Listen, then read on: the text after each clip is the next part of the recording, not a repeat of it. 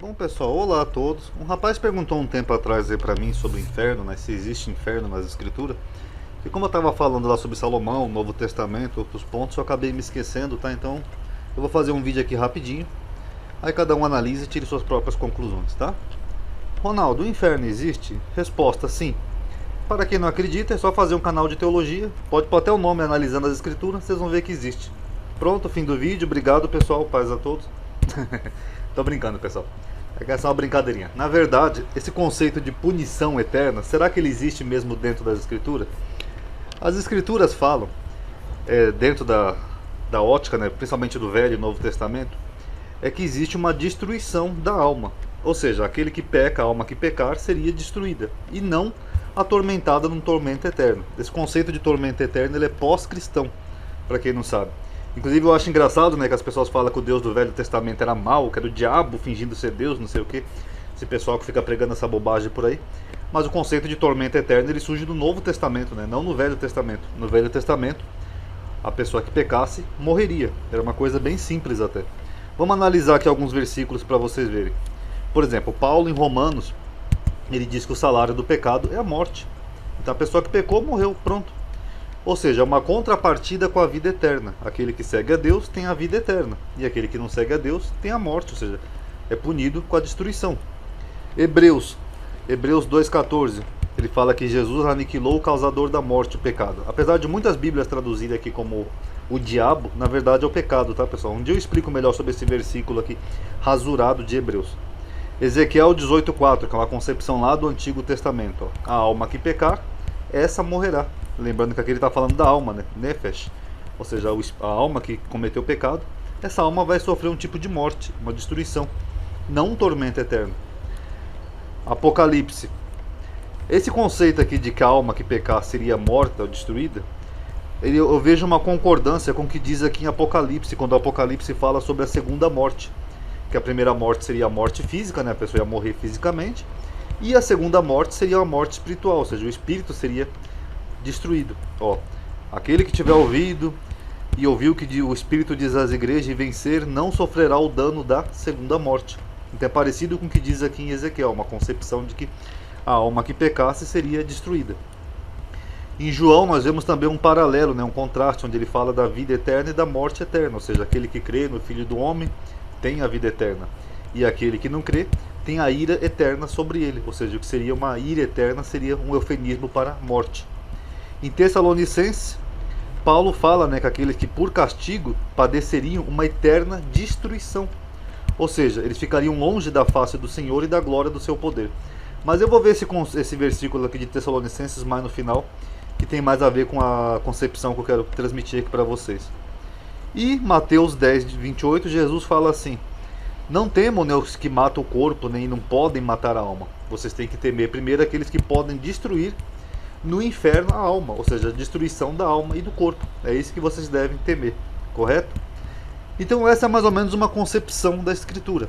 Não de um tormento eterno, mas de uma destruição da alma, ou até uma separação, né, da alma da presença de Deus, que é um conceito que eu vou mostrar para vocês mais no final do vídeo, ok? Agora vamos analisar as terminologias. O Velho Testamento ele utiliza o termo Sheol. Sheol não é literalmente inferno, como as Bíblias traduzem em português. Na verdade, o Velho Testamento não tem a palavra inferno, tem a palavra Sheol.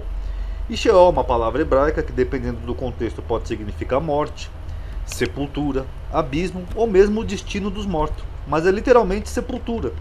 Para onde vão os mortos? Os mortos vão para o Sheol. Apesar de haverem sim alguns místicos e cabalistas que acreditam que Sheol também pode significar um lugar de castigo, isso aqui é só para ser justo, tá, com vocês.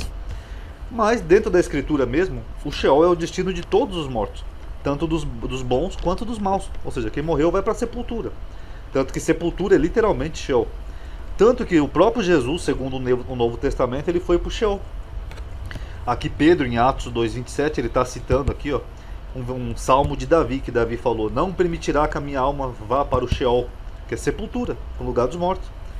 E Jesus, segundo o Novo Testamento, ele também esteve no Sheol, ou seja, na sepultura. Então Sheol não é literalmente um inferno, um lugar de tormento. É literalmente sepultura, para onde vão os mortos, correto? Já no Novo Testamento nós temos alguns termos, né, que aparecem, que as Bíblias traduzem como inferno. O termo equivalente a Sheol, que é sepultura, é Hades, uma palavra grega que designa a morada dos mortos, tanto os bons quanto os maus. É o mesmo que Sheol. Ah, o fulano morreu, foi para o Hades, ou seja, foi para a sepultura. E em quase todos os contextos, sem ignorar o contexto, isolando o versículo, Hades é quase sempre o mesmo equivalente de Sheol. Por exemplo, aqui em Atos 2:27. Portanto, não deixarás a minha alma no Hades, ou seja, na sepultura. O que Pedro está dizendo? Que Jesus ressuscitou. A alma dele não ficou na sepultura, ele foi ressuscitado dos mortos. Aqui em Lucas 16:23. E o Hades, né, o inferno, ergueu os olhos, e no Hades ergueu os olhos. Aqui ele está falando do rico, né, da parábola do rico e do Lázaro, que estavam os dois no Hades, tanto o rico quanto o Lázaro. Só que Lázaro estava num lugar separado, que era chamado Seio de Abraão. Mas os dois lugares pertenciam ao Hades, ou seja, a morada dos mortos. Então é isso que significa esses termos, não um lugar de tormento eterno, ok? Ah, Ronaldo, mas aqui o jovem rico foi atormentado lá na parábola do jovem rico lá de Lucas, né, entre o rico e o mendigo, lá, etc e tal. O mendigo Lázaro ficou no lugar bom, que seria o céu, e o rico ficou no inferno.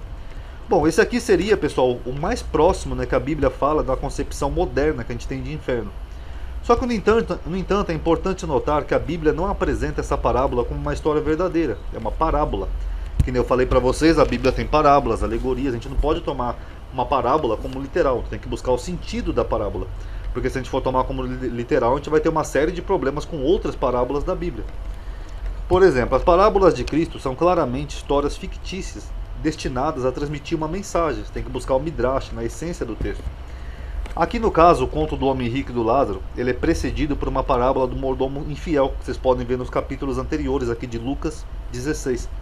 Então, se você for tomar como literal isso e ignorar o significado midrástico, né, profundo daquela parábola, você também vai poder concluir que Jesus achava que roubar o seu chefe era uma coisa boa. Porque uma parábola antes dessa aqui de Lucas, ele conta uma parábola de um servo que roubava o seu chefe. E vocês vão ver no contexto que ele ainda favorece esse mordomo infiel que defraudava o seu chefe. Então, se a gente for tomar como literal as parábolas, nós vamos ter sérios problemas com outras parábolas. E o problema dessa parábola aqui do rico e do Lázaro é que vários teólogos estudiosos da escritura, eles já identificaram que o esboço geral dessa história de Lázaro, que é o mendigo que é recompensado após a morte enquanto o homem rico é punido, é um conto popular egípcio, conhecido de instrutores religiosos judeus da época, como os fariseus, ao ponto da literatura judaica primitiva, ou seja, a antiga literatura judaica, tem pelo menos 7 versões dessa narrativa do rico e do Lázaro, na literatura antiga judaica, 7 versões. Então, no relato de Lucas, Jesus só está contando a parábola do homem rico depois que os fariseus ficam zombando dele da sua parábola do mordomo infiel. Ele conta lá a parábola do mordomo que era infiel, que defraudava o chefe.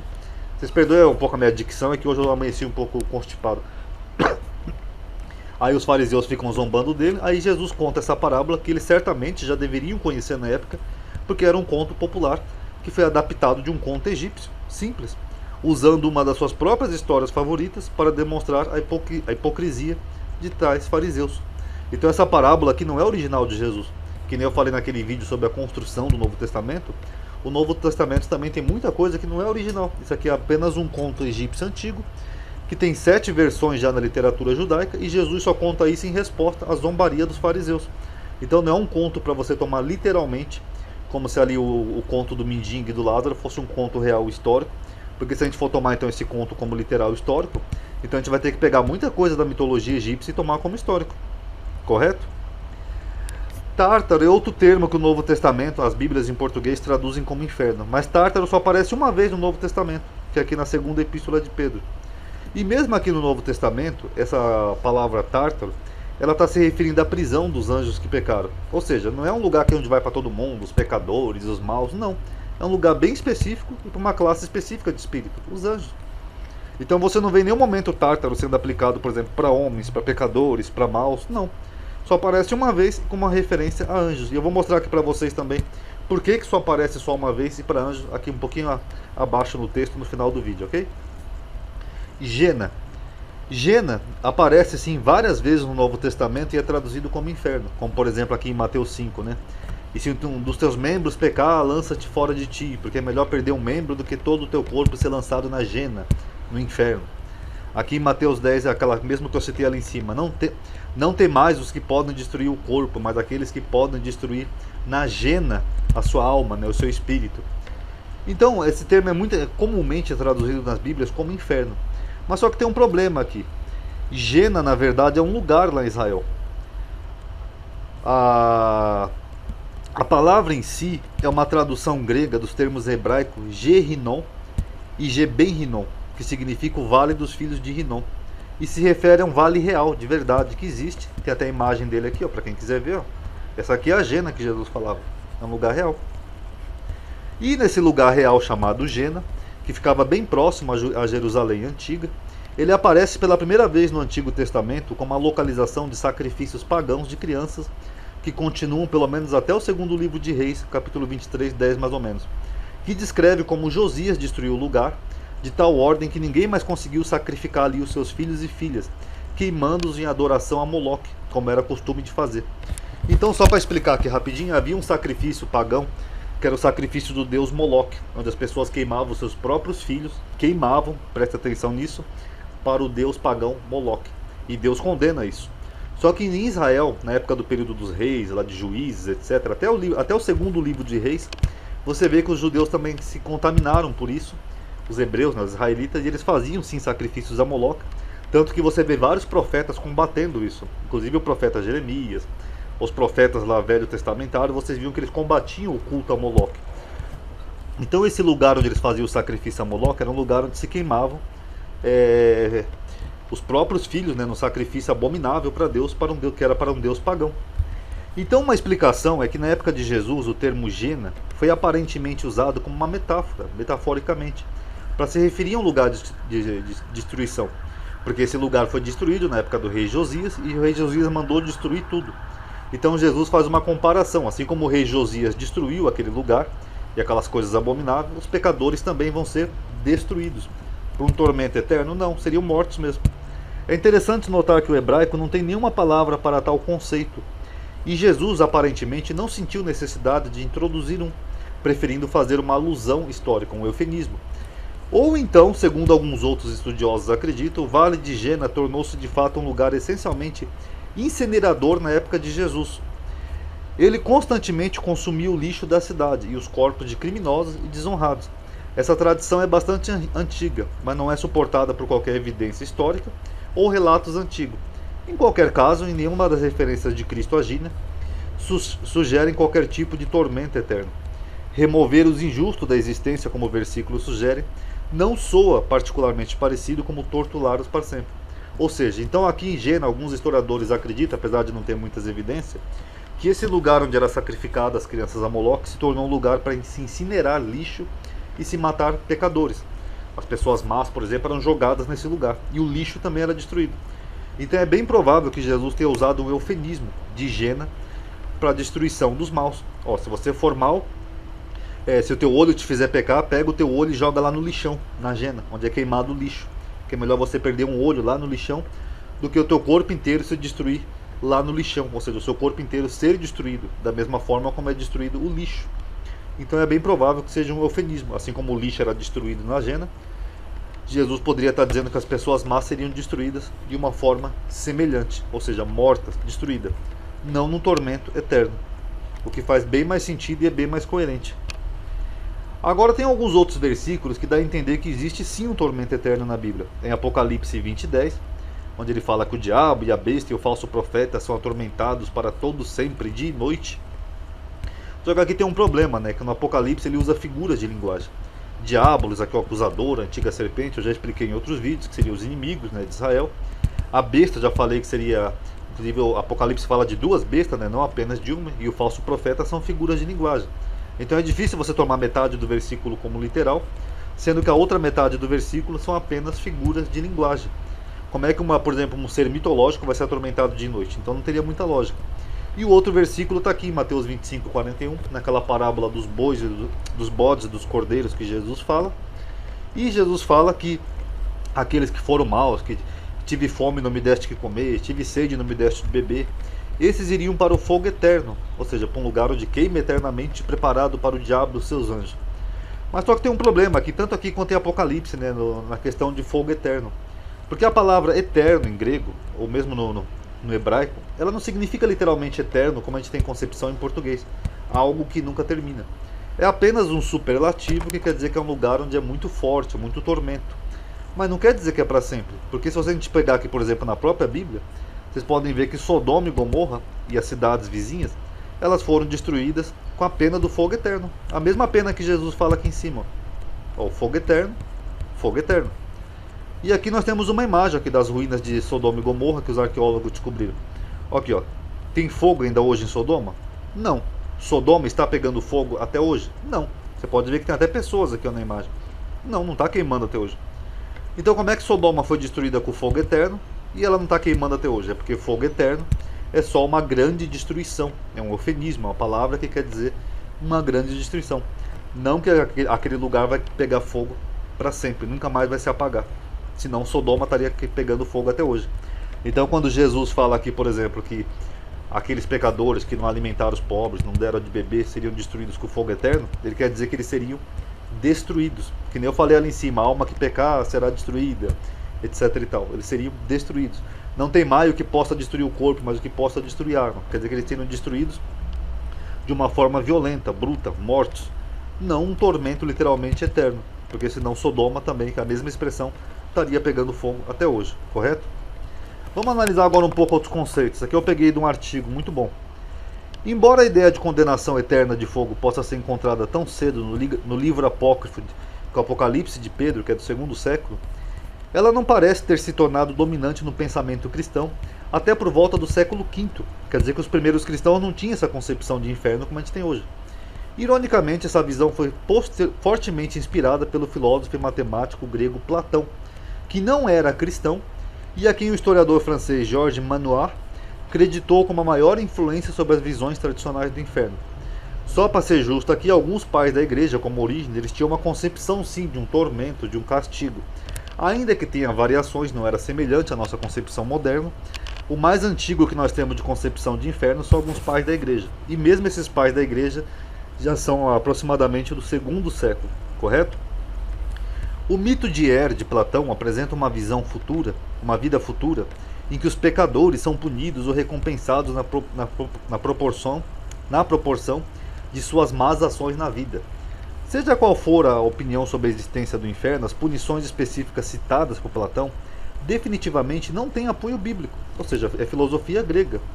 Não tem uma base teológica na escritura, é apenas a filosofia de um conto de Platão que influenciou muito a igreja primitiva a partir do século V. Mesmo assim, podem ser detectadas em muitas versões populares de inferno, mas notavelmente o inferno de Dante. Nos tempos modernos, muitas denominações cristãs se afastaram da concepção de inferno de Santo Agostinho como um lugar físico abaixo da terra. Por exemplo, desde 92, através de uma decisão do Papa João Paulo II, ensina-se no catecismo católico que o inferno é simplesmente um estado de autoexclusão, o que faz mais sentido, inclusive, definitiva da comunhão de Deus e com os abençoados. Os Dante de Alighieri, aqui se eu escrever errado o nome dele, vocês me perdoem quando você escreveu o nome dele, com a sua obra Comédia, que ele escreveu, influenciou muitos teólogos cristãos, ao ponto do seu livro ter sido renomeado pela igreja como a Divina Comédia. E este é a base dos pecados capitais, com a saga de Virgílio. Então esse livro aqui de Dante, aqui eu coloquei OS, mas é um PS, perdão, ele influenciou muito também as concepções modernas do inferno, inclusive os pecados capitais. Porque Dante, no seu livro Comédia, que depois foi mudado para a Divina Comédia, ele escreveu a saga de Virgílio, andando lá por um suposto inferno, onde tinha os pecados, etc e tal. E isso influenciou muito também a teologia cristã. Ou seja, duas obras que influenciaram a concepção moderna de inferno é a obra de Platão, o mito de Er, e a obra de Dante Alighieri, o mito de Virgílio. Agora, as concepções pagãs sim tinham uma concepção bem parecida com a concepção cristã moderna de inferno. Vários aspectos da vida de inferno parecem emprestados de outras culturas. Por exemplo, a religião egípcia antiga contava com uma caverna possuindo um lago de fogo, que é bem parecido com o lago de fogo cristão que a gente vê hoje em dia nas concepções modernas, onde as almas dos ímpios, né, pecadores, eram punidas por suas transgressões. Os primeiros mesopotâmios, que é bem mais antigo, anterior até ao judaísmo, também acreditavam que o submundo era um lugar subterrâneo, que ficava lá no interior da terra, embora não fosse um lugar de castigo eterno. Uma comparação particularmente interessante pode ser feita entre a ideia popular de inferno e zoroastrismo. Eu já falei sobre zoroastrismo naquele meu vídeo sobre Satanás na Bíblia, vou deixar na tela final desse para quem quiser ver. Uma religião antiga, originada no que hoje é o Irã. Nos primeiros textos zoroastritas, que vem lá do professor Zoroastro da antiga Pérsia, as almas dos pecadores são julgadas após a morte e condenadas à punição eterna no submundo, que o livro de Arda Viraf descreve como um poço cheio de fogo, fumaça e demônio. Lembra muito aquilo que o Apocalipse fala, né? Isso, a fumaça era como enxofre, não sei o que. Isso tudo vem do zoroastrismo. As almas são torturadas de acordo com a gravidade dos seus pecados em vida. E tal tortura é presidida por Angra Mainyu, o grande espírito do mal. Isso soa muito parecido com o inferno, né, na cultura pop moderna. Esse detalhe não tem nenhuma base na Bíblia. O inferno zoroastrista é composto por demônios e governado por uma figura diabólica, enquanto o diabo cristão e seus seguidores não têm nenhum papel na vida após a morte, e são o único grupo claramente destinado à punição em Tártaro. Então vocês notaram como essas concepções pagãs são mais parecidas com a concepção cristã do que a própria concepção judaica?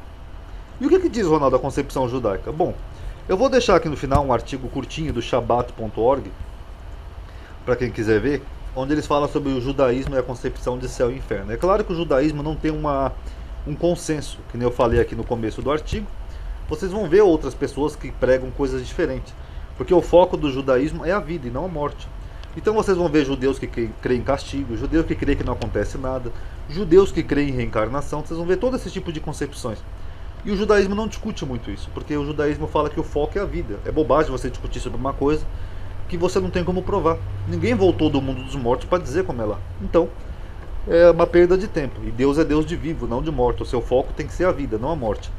Mas na concepção popular do judaísmo, eles dizem que os mortos eles vão para um lugar chamado Gan Eden. Esse Gan Eden é um jardim espiritual. Só que aí, se você cometeu pecados e cometeu erros na vida, você fica cada vez mais afastado do Gan Eden. Porque o Gan Eden é onde fica a presença de Deus, a presença divina. Então, se você é um pecador, você não é digno de estar na presença de Deus. Agora, se você é uma pessoa que estudou muito, que aprendeu muito, seguiu a Torá, fez as coisas corretas, quanto mais você é evoluído, digamos assim, nessa vida, mais você vai estar perto da presença de Deus. Senão, você vai para o Guerrinom, que seria parecido com o inferno, ou seja, um lugar mais distante da presença de Deus. É um lugar de tortura? Não sei dizer. Talvez seja um lugar mais frio. Sabe aquela concepção que fala que não existe escuridão, que a escuridão é a ausência da luz, que não existe o frio, que o frio é a ausência do calor? Seria mais ou menos assim. Não existe o inferno. O inferno seria só a ausência de Deus. Quanto mais longe de Deus você está, mais você vai sofrer no mundo espiritual. O que mostra aquele contraste que eu mostrei aqui em cima entre a vida eterna e a morte eterna. A vida eterna seria você estar na presença de Deus. Quanto mais perto você está de Deus, mais perto você está da vida eterna. Quanto mais longe você está de Deus, mais longe você está da vida eterna. Isso seria a segunda morte, a destruição da alma, ficar num lugar onde não tem Deus, um lugar escuro, frio e sombrio. Seria mais ou menos isso, ok? Tanto que a Bíblia fala de purificação. O que é purificação, Ronaldo? Que nem aqui nesse artigo do Shabbat.org vocês vão ver, eles falam que os espíritos eles têm que ser cada vez mais purificados para estarem na presença de Deus e passando por purificação. Então, a purificação é um eufemismo, porque os metais eles são purificados. Você pega, por exemplo, a prata ou o ouro. O ouro ele tem muitas impurezas. Apesar dele ser um metal duro, resistente, o melhor dos metais, ele tem impureza. E como que o ourives purifica o ouro? Ele vai passando pelo fogo. Ele passa o ouro pelo fogo, aí ele examina. Ah, eu tirei bastante impureza, mas ainda tem um pouco. Ele vai lá e leva de novo no fogo. Ainda ficou um pouquinho de impureza. Aí ele passa de novo pelo fogo. Porque quanto mais você passa pelo fogo o metal vai eliminando aquelas impurezas. Porque as impurezas se derretem mais fácil do que o metal é mais resistente ao fogo. E até que no final vai ficar só o metal puro. Isso é um processo de purificação. E a Bíblia, em algumas passagens, eles fazem esse tipo de analogia entre purificar o metal e purificar almas. Como Deus fala aqui em Zacarias 13:9. É parecido com o que o Shabbat.org diz aqui, que as pessoas têm que ser purificadas. Então a pessoa é purificada através do sofrimento, através de outros processos, através até de provações, né, digamos assim, até a pessoa ficar totalmente pura. Queimar todas aquelas impurezas que estão na pessoa, que nem o metal. Você passa várias vezes pelo fogo até ficar o metal puro. Aqui Zacarias está dizendo que ele castigou o seu povo, fez eles sofrerem bastante várias vezes, até eles alcançarem a purificação. Ah, eu vou mandar os babilônicos, vou mandar os persas, vou mandar os romanos, até vocês aprenderem a seguir minha lei e serem pessoas puras, purificadas. Então existe algum tipo de purificação, seria a concepção mais próxima, né, do que diz aqui esse artigo e do que diz a Escritura. Agora, como que é essa purificação? Vocês também vão encontrar visões diferentes, mesmo dentro do judaísmo. Por exemplo, o Dor Leon Altar, que é aquele rabino judeu que tem um canal no YouTube, ele crê em reencarnação. Ele acha que as pessoas é purificada através de reencarnação. Você pecou nessa vida? Ah, então você não é digno de estar aqui na presença de Deus no Gan Eden. Você não é digno. Você vai ter que voltar de novo, sofrer de novo aqui na Terra, para você ser purificado. É uma visão interessante? É, e bem coerente. Eu acredito, sinceramente, eu sou um pouco cético, mas acho que tem uma certa coerência. Então aí vai da crença de cada um. Outros acham que a purificação é aqui na vida mesmo. Ah, você pecou? Então você vai pagar aqui. Que nem aquele ditado popular que fala, aqui se faz, aqui se paga. E aí a pessoa vai pagando, vai sofrendo, até a pessoa alcançar um tipo de purificação suficiente, ou seja, eliminar as impurezas, para estar na presença de Deus. Então, dentro dessa concepção, o que seria o inferno, que as pessoas chamam de inferno, seria você estar longe da presença de Deus, porque você não é puro. Você não se santificou bastante, você não se purificou bastante, então você não merece estar no lugar junto da presença de Deus. Agora, como que é essa purificação? Aí vai da crença de cada um. Se você é espírita, você vai crer em reencarnação. Se você é judeu, você vai ter outras concepções. Se você é católico, você já vai acreditar em purgatório, outras coisas. Então aí vai da crença de cada um. Como eu falei, o foco da Bíblia tem que ser a vida, como diz o judaísmo, não a morte. Então aí eu deixo para cada um. Aqui está as concepções, as terminologias das palavras. Cada um analise, tire suas próprias conclusões. Mas a Bíblia não fala de nenhum tormento eterno. Isso seria até uma coisa cruel, né, da parte de um Deus, deixar os seus filhos sofrendo para sempre, para sempre, para sempre, para sempre, para sempre, para sempre, e depois acreditar que esse Deus é amor. Isso não teria lógica. Ou seja, nada mais são do que eufemismo para destruições, morte, ou até mesmo a própria destruição da morte, né, como diz Ezequiel aqui, ó. Inclusive alguns judeus creem nisso também, né, que não existe nem o inferno, nem reencarnação, nem nada dessas coisas. Alguns acham que a alma simplesmente é destruída. Pronto, morreu como um grande pecador, vai ser destruído. Então aí vai da concepção de cada um, ok? E tem também aqueles que creem num tormento eterno também, para ser justo.